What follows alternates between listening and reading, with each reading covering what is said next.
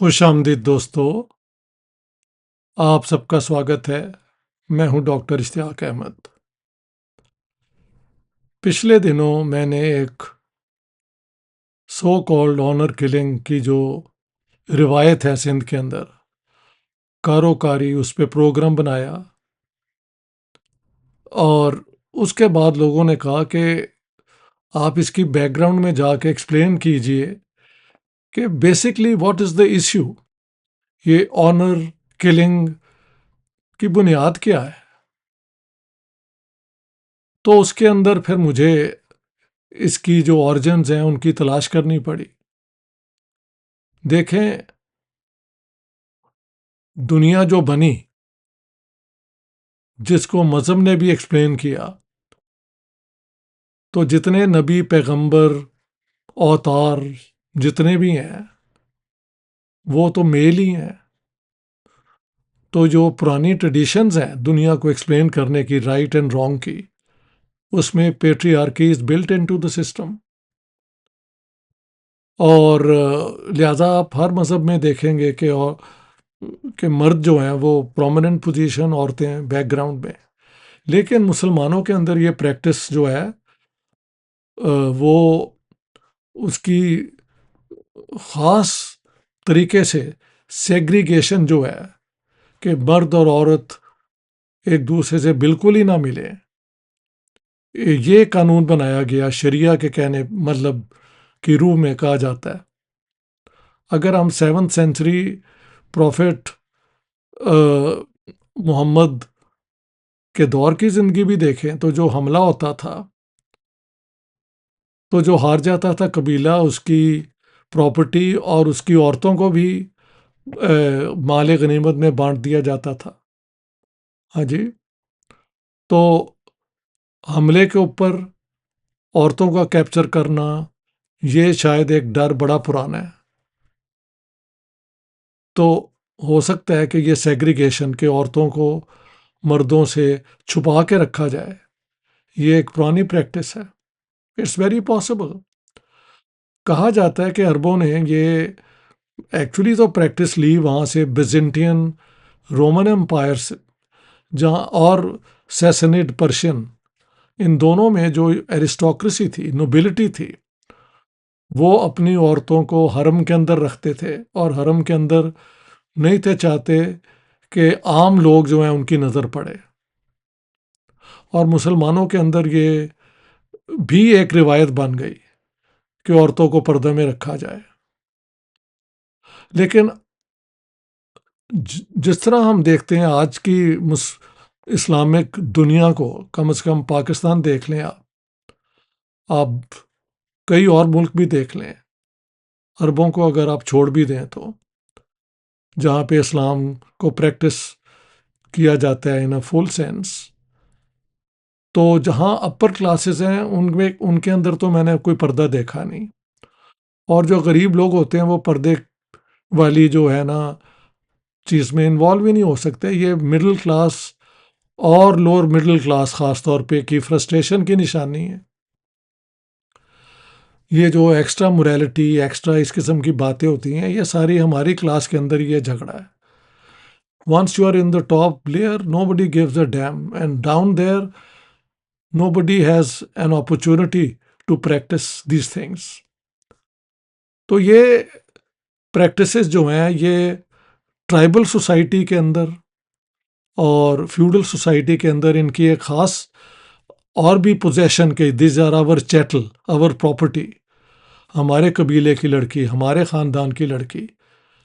تو کاروکاری کے اندر اگر کوئی لڑکا لڑکی ایک دوسرے کے ساتھ شادی کر لیں یا ایک دوسرے کے ساتھ پیار کریں تو ان کو جرگے کے ذریعے فیصلہ ہو جاتا ہے کہ ان کو قتل کیا جائے، اور قتل کرنے کے بعد ان کو جنازہ بھی نہیں ان کا پڑھا جاتا۔ اکثر لڑکیاں تو ماری جاتی ہیں، لڑکے والے پیسے پوسے دے کے بچا لیتے ہیں۔ سو یہ بیک گراؤنڈ ہے۔ اب برقع جو ہے وہ آپ دیکھیں گے کہ ویسٹرن یورپ کے اندر، ایشیا کے اندر، افریقہ کے اندر کئی جگہ اس کے اوپر پابندی بھی لگائی گئی ہے۔ Let me go through the list. جو 24 ملک ابھی تک، افریقہ کے اندر کیمرون، محل مسلم میجورٹی ہے. Chad Muslim majority. The Republic of Congo, not Muslim majority. Gabon, I'm not sure. Senegal, بالکل مسلم میجورٹی. ٹونیشیا عرب مسلم 100%. زامبیا کے اندر بھی دیر از اے بین آن دا یوز آف برقع. موراکو کے اندر انہوں نے ابھی تک برقع بین نہیں کیا، لیکن وہ افغان برقع وہاں پہ امپورٹ ہونا شروع ہو گیا تھا، اس پہ پابندی لگا دی گئی ہے. اسی طرح الجیریا کے اندر کچھ علاقوں میں انہوں نے یہ پابندیاں لگائی ہیں. اب ہم آ جاتے ہیں ایشیا میں.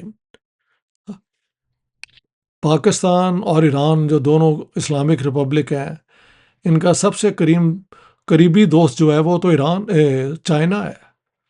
اور چائنا نے شاید دنیا کا سب سے زیادہ کٹر قسم کا اینٹی برقع اینٹی حجاب والی قانون بنائے ہوئے ہیں اور پالیسی بنائی ہوئی ہے، اور اس پہ پریکٹس ہوتا ہے. چائنیز مسلمس کی ناٹ ویئر اے برقع اور اے حجاب. ہاں جی، لیکن کوئی چوں نہیں کرتا مولوی ہمارا یا ہماری حکومتیں یا کوئی اور when it comes to China. پھر جتنی یہ سینٹرل ایشین ریپبلکس تھیں جہاں پہ مسلمان میجورٹی میں تھے، قازقستان، کرگستان، تاجکستان، ترکمینستان، ازبیکستان، دیکھیں جہاں جہاں سوویت انقلاب کے ساتھ یہ لوگ آ گئے اور وہاں پہ 100% لٹریسی ہوئی اور ایجوکیشن بھی لڑکی لڑکوں دونوں کے لیے کھول دی گئی، تو ہر قسم کی پروفیشن انہوں نے اڈاپٹ کر لیں. بعد میں سوویت یونین کلیپس کر گیا، لیکن حکومتیں جو وہاں پہ آئیں کسی نے کوشش نہیں کی کہ دوبارہ پرانا نظام جو سوویت انقلاب سے پہلے تھا اس کو واپس لایا جائے. ممکن ہی نہیں ہے. ہاں جی، تو دیر از نو چانس. ٹرکی جس سے میں بہت قریبی واقف ہوں، وہاں پہ بھی اتا ترک کا سب سے بڑا کرم جو ہے وہ عورتوں پہ تھا. اس نے عورتوں کو آزاد کیا، ان کو ایکول رائٹس دیے، بلکہ ایکول پلس رائٹس دیے. اب اردگان نے کچھ اسلامی چیزیں بھی کی ہیں، لیکن ابھی بھی اب اگر آپ ٹرکی میں جائیں تو شہروں کے اندر بالکل ویسٹرن ڈریس، ماڈرن ڈریس پہنتی ہیں لڑکیاں. کچھ آپ کو حجاب والی بھی مل جاتی ہیں، لیکن شاد و نادر کہیں میں نے برقع دیکھا ہے. تو once you make a progress forward, واپس لانا بڑا مشکل ہے انقلاب کے بعد. ایران کا کیا پرابلم ہوا جس کے اوپر اتنی باتیں ہو رہی ہیں؟ انہوں نے بے شک ایک بہت بڑا انقلاب کیا جس میں یہ شیعہ کلرجی تھی، تودے پارٹی یعنی کامونسٹ تھے، لبرل پارٹیز تھیں 2-3 وہاں کی، مل کے یہ انقلاب ہوا تھا. لیکن یہ سارا انقلاب پھر یہ شیعہ کلرجی کے ہاتھ آ گیا. اور کیونکہ ایران ایک پڑھی لکھی سوسائٹی تھی ہمیشہ سے، تو وہاں پہ وہ دقیانوسی قسم کی یہ کٹر قسم کا افغانستان والا اسلام تو نہ لائے، لیکن پھر بھی یونیورسٹیوں میں لڑکیوں کو پڑھنے دیا. وہ آگے سے آگے ہر فیلڈ میں نہیں کہنا چاہیے، لیکن ایجوکیشن ان کو مل گئی. سائنٹسٹ بھی شاید ہیں کچھ. لیکن مولویوں کی رجیم نے وہی حرکت کی کہ وہاں پہ کٹر قسم کی وہ قانون بنا دیے کہ کوئی جو ہے وہ چادر صرف چہرہ اور یہ اور وہ کے بغیر نہ آئے. بلکہ جب انقلاب نیا آیا تھا تو ایک فوج بنی تھی، پولیس بنی تھی عورتوں کی، جو پکڑ کے عورتوں کو اگر ان کا نیل پالش بھی نظر آ جاتا تھا تو پورا ہاتھ ایک کجے میں ڈال دیتی تھیں جس میں چیونٹیاں ہوتی تھیں، اور وہ کاٹ کے ہاتھ سوج جاتا تھا. اس قسم کی سزائیں دیتی تھیں. تو سر پہ چادر رکھنا، یہ وہ چھوٹی سی اس قانون کی خلاف ورزی اگر کوئی کرے تو اس کو بہت بری طرح انہوں نے ٹریٹ کیا ہے. آج سے شاید 2 سال پہلے ایک کردش لڑکی جو تھی جو شہر میں آئی، اس کے سر پہ یہ چادر اس طرح نہیں سی جیسے یہ مولوی چاہتے ہیں، تو اس کو پکڑ کے لے گئے پولیس اسٹیشن. وہاں پہ اتنی تشدد کی وہ مر گئی. اور اس کے بعد لوگوں کے اندر جو تنگ آئے ہوئے ہیں اس رجیم کی سوشل بیکورڈنس کی وجہ سے، انہوں نے پروٹیسٹ کیا، انہوں نے گولیاں چلائیں، لوگوں کو ہینگ کر دیا. وہ پروسیس چلتے چلتے لوگ کہتے ہیں 40,000 لوگ انہوں نے مار دیے ہیں. ہو سکتا ہے اتنے نہ ہو سکتا ہے کم ہو، وی ڈونٹ نو. لیکن ایران میں بھی برقع کی یہ فارم ہی ہے نا، یہ چادر جو ہے کہ چہرہ اتنا یہ وہ، I mean I don't understand what's the point. تو پاکستان کے اندر بلوچوں کے اندر یہ ہے، کبھی آپ کو کوئی عورت نہیں نظر آئے گی ان کی سوسائٹی میں. نارتھ ویسٹ فرنٹیئر یعنی خیبر پختونخوا میں سوال ہی پیدا نہیں ہوتا. اور پنجاب کے جو رورل ایریاز ہیں، خاص طور پہ یہ ساؤتھ پنجاب میں اور انٹیریئر سندھ میں، نو چانس. تو یہ برقع جو ہے اس کے خلاف اب یورپ کے اندر پابندیاں لگائی جا رہی ہیں. فلانے Austria, Belgium, Bulgaria, Denmark, France, Italy, Luxembourg, the Netherland, Switzerland, Portugal, Latvia, سب نے برقع بین کر دیے. حجاب پھر بھی کہیں کہیں لوگ پہن لیتے ہیں، لیکن پبلک جگہ پہ برقعے کی اجازت نہیں ہے. اور سویڈن بھی اب ایسا قانون بنا رہا ہے، اور میں اس کے حق میں ہوں، کیونکہ یہ ایک دقیانوسی پریکٹس ہے. اس میں کوئی ہائی موریلٹی انوالو نہیں ہے. اس میں صرف ایک پیٹریارکل سوسائٹیز کی ویلیو کو آگے لے کے بڑھا جا رہا ہے.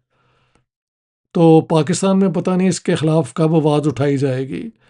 انڈیا میں اگر وہ یونیفارم سول کوڈ کے علاوہ برقعے کے اوپر بھی بین لگائیں لیگلی، کانسٹیٹیوشنلی، کوئی ایسا طریقہ نکالیں، یہ نہیں جو بہار کے چیف منسٹر نے کیا تھا کہ ایک عورت کا برقع کھینچ لیا اوپر. That is rude and that is abuse of power. You make a law, explain to people کہ یہ اب سے ایکسیپٹیبل نہیں ہے.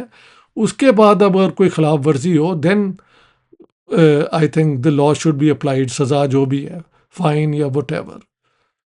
لہٰذا یہ کاروکاری ہو، آنر کلنگ ہو، یہ ایک پیٹریارکل بیکورڈ سوسائٹی کی نشانی ہے، اور اس کا کوئی موریلٹی کے ساتھ تعلق نہیں ہے، بلکہ اموریلٹی کے ساتھ ہے کہ men have all the right, they have the right to the public sphere and women belong to the private sphere. یہ سیگریگیشن ہی غلط ہے. تو دوستو، I thought I land here. بہت بہت شکریہ آپ کا.